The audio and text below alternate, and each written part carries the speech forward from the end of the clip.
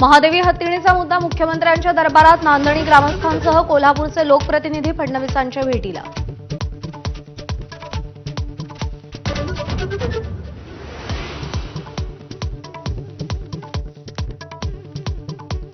कबुतरांना दाणे टाकण्यास अटकाव केला म्हणून महिलेला लोखंडी रॉडनं मारहाण.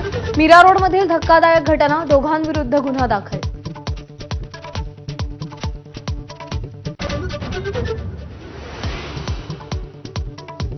राज ठाकरेंपाठोपाठ उद्धव ठाकरेंसही मिशन एमएमआर. उद्धव ठाकरेंनी ठाणे, कल्याण, डोंबिवलीमधील नेते आणि पदाधिकाऱ्यांची बैठक बोलावली.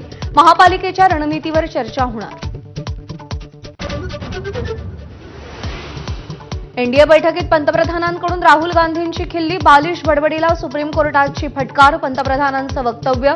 ऑपरेशन सिंदूरवर चर्चेची मागणी करणाऱ्या विरोधी पक्षाला पश्चात्ताप. मोदींचा टोला.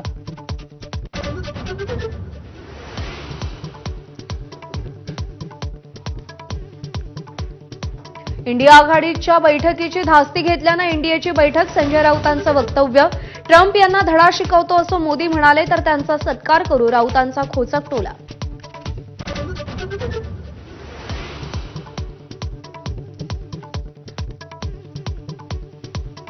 लाडकी बहीण योजनेमुळे सरकारी तिजोरीवर ताण येत असल्यामुळे यंदा आनंदाचा शिधा मिळणार नाही. सूत्रांची माहिती. शिवभोजन थाळीतही काटकसर करावी लागण्याची शक्यता.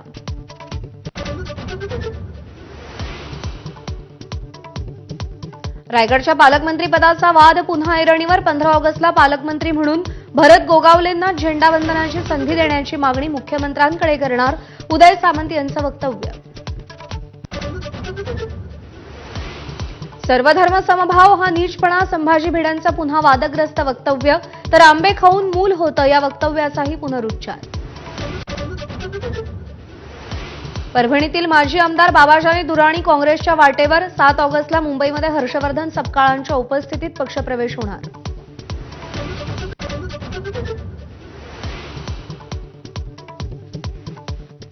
पुण्याच्या कोथरूड परिसरामध्ये पोलिसांविरोधात गुन्हा दाखल करण्यासाठी आंदोलक तरुणी हायकोर्टात दाद मागणार. पोलिसांविरोधात पुरावे गोळा करण्यास सुरुवात.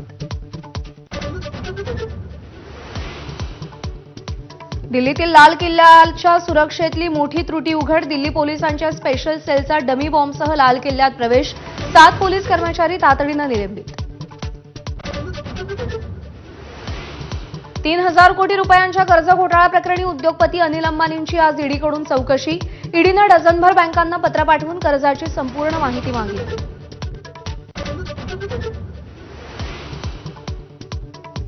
येमेनमध्ये समुद्रात बोट बुडून आफ्रिकेतील 68 स्थलांतरितांचा मृत्यू तर 74 जण बेपत्ता.